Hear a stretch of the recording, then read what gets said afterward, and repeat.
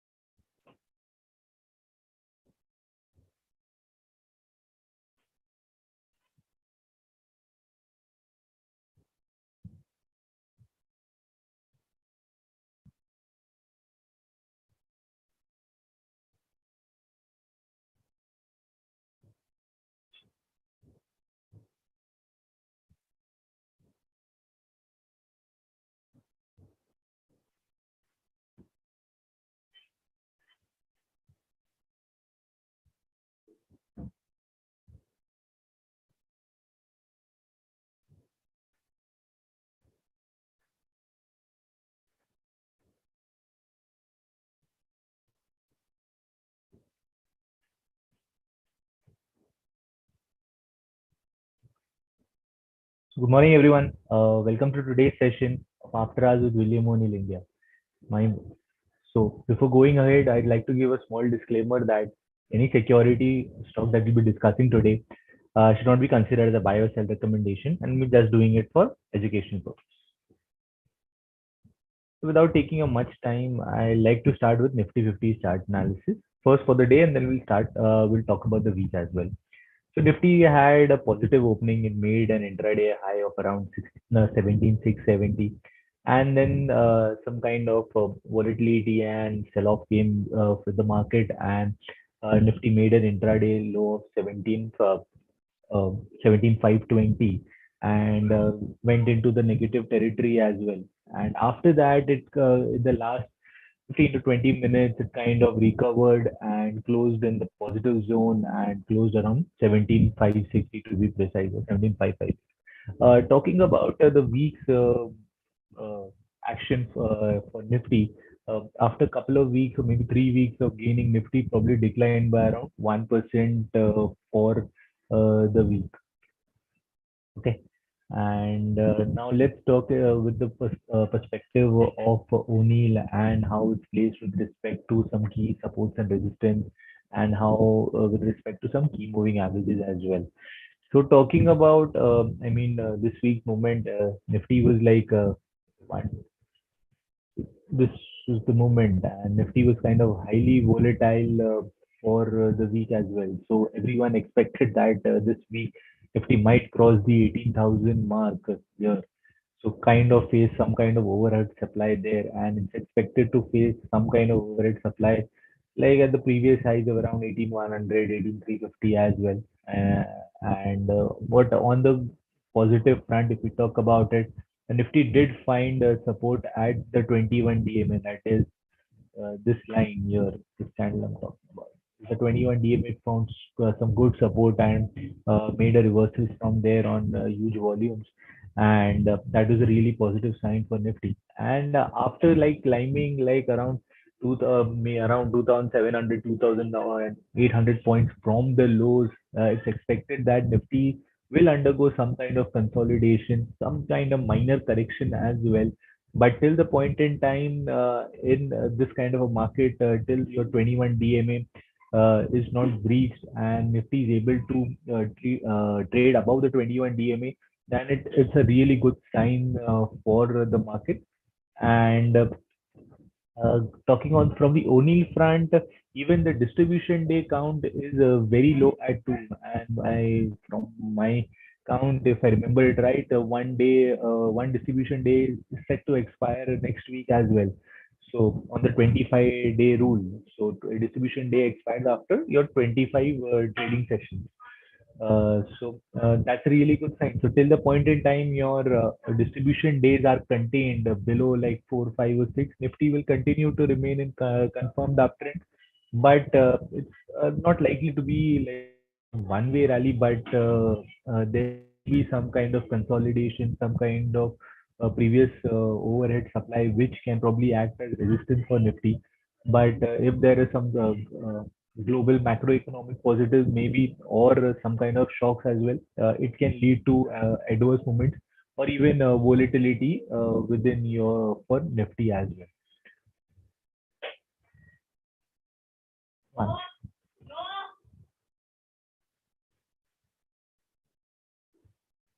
So talking about the top gainers and losers for the day in terms of gainers, Grasim was the top gainer of around 3.6%, NTPC by around 3, NTPC and Adani Ports by around 3%, JSW Steel and Titan was up by around 2.8%. On the flip side, if we talk about it, Eicher Motors was the one that declined the most, and it went down by around 3.7%. IndusInd Bank was down by around 1.7%. Bharati Airtel, Asian Paints, and HDFC was down by around 1.3, 0.9, and 0.8% respectively. Talking on the sector view, if you talk about it, if you look at it, it's a mixed bag. The only sector that was like is a standout gainer is your Nifty Metal, which gained around 1.8%, and even Nifty PSU Bank as well, it gained around 1%. On the flip side, Nifty Media, your Nifty Private Bank, your Nifty Realty fell by around 0.6, 0.3, and 0.4%. So on the sectoral front, if you look at it, it was more of a mixed bag where your certain sector advanced and your certain sectors declined as well. Okay, so let's talk about some key news. So NTPC was one of the top gainers for the day. So like the board approved an investment of around 11,843.7 crores in Talcher Thermal Power Project, stage 3. And talking about the other one, the Infibeam's board approved fundraising of 161.5 crores by issuing warrants on preferential basis. The proceeds will be used for domestic and international fintechs and software business expansion as well as for other business purposes. Talking about the other ones were Nelco entered into a pact with Intelsat Commercial to launch in-flight connectivity services in India. And talking about the iron ore mining in Karnataka, Supreme Court lifted the cap on iron ore mining in Karnataka. Granule also received an nod for Junapsin and pseudoephedrine hydrochloride extended release tablets. Talking about the global macro data, in terms of the data front, the core PC price index is like one of the key indicators for US, again related to your price and inflation. The expected month-on-month change is around 0.2%. The previous reading was around 0.6%. The main macro, not that it's not a data, but it's an event. That's the annual event. That's the Jackson Hole Symposium that's held between 25th to 27th August. So one day is already passed. So today will be the second day, and tomorrow will be the third day. Is where your central bankers across the globe meet to discuss in terms of their policy changes, the regime changes, and everything. So that is where I mean some key inputs or some key market driving factors can happen. So U.S. Federal Chair Jerome Powell is expected to address, the current economic challenges as well. I mean, the tone, as we all know, I mean, the rate hike cycles is expected to be hawkish, and the major trackable for or the major commentary that we should be looking out for is in terms of uh, how long they're seeing inflation to abate by, and like in terms of median levels and some cues or in terms of till when the interest rates can go up for by the US Fed. If you're talking about the CME Fed Watch tool as well, the CME Fed Watch tool is pricing in around a 60 to 65% rate hike of 50 bips in the next meeting as well. So even for the next meeting, kind of a rate hike of around 50 bips is likely on the cards. So, and in terms of some key news in terms of any hidden words in terms of what they are, what the cues are there for recession in US as well, and in terms of across the globe as well. So, talking about the chart of the day, for us is Astral. And before we go ahead and talk about it, like to give a small disclaimer that it's not a buy or sell recommendation. I'll be just doing it for educational purpose. So in terms of the Q1 FY23 results, it was a decent result. So margin hit was expected in terms of inventory losses for the pipe players. But if we talk about the volume growth for the company, the volume growth was better than the industry growth, and which the company has been delivering for the last 4 to 5 years, maybe the decade as well, and it's expected to do that in the coming time as well. So the consolidated revenue was around up by around 73%. Piping, adhesive, and paint segments was up by around 74 and 72 bips.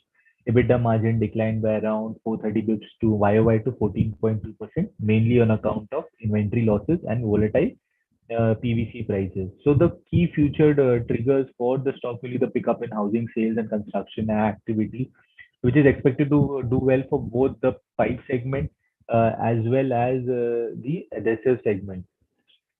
So to continue with the growth trajectory to meet up with the demand, Astral is planning to focus its expansion in the east region, and it's increasing in network in areas where it does not have presence, and adding more distributors and dealers in the segment as well. It has a good long-term strategic view for the top line, as well as aiming to double its top line in the next 5 years. And so the current capacity is around 282,000, 2,82,000 MT, and expected to add around 18,000 metric ton more in the pipe segment by FY23.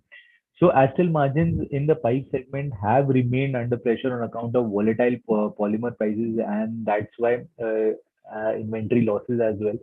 Because if we talk about it, when the polymer prices undergo like correction or remain volatile, the distributors tend to keep low inventories, and they are expecting that inventories are expected to be on the lower front in the Q2 FY23 as well, which can put a dent on the margins in Q2 FY23 as well. But in the second half of FY23, that is the Q3 and Q4, they expect margins to recoup and probably regain some lost base in the EBITDA margin as well. If we talk about the growth front as well, or first now let's talk about on the technical front. The stock is forming a stage one double bottom base, and in the last few sessions, it has shown some good accumulation around the key moving average. So you can see the volumes rising as well. The RS rating is poor at 59, but if you look at the RS line on the right hand side of the base, it's been moving higher. It's a really good sign. The stock is still 5% from pivot, which still has significant work to do. And if it's able to move higher on above average volumes, then it will be a really good sign. Just on the fundamental front, the stock has been delivering good results, which can be uh, seen here as well. And on the consensus estimates for 23 and 24, also if you look at it, I mean, the street expectation is that the EPS can grow at 48% in 23 and around 22% in 24, which is a really good sign, which is really leading to an EPS rating of 89. Your ROE of 20% is also very good. So let's see if the stock, in terms of the next 4 to 5%, whether the stock is able to further accumulate or not, and whether it's able to provide a breakout on above average volumes or not. So that's it from my side, and stay tuned and stay connected with us for your daily updates, your morning updates with the pre-bell session at 8:45 and the after hour session at 4:30 p.m. Thank you and enjoy the weekend, guys. Thank you.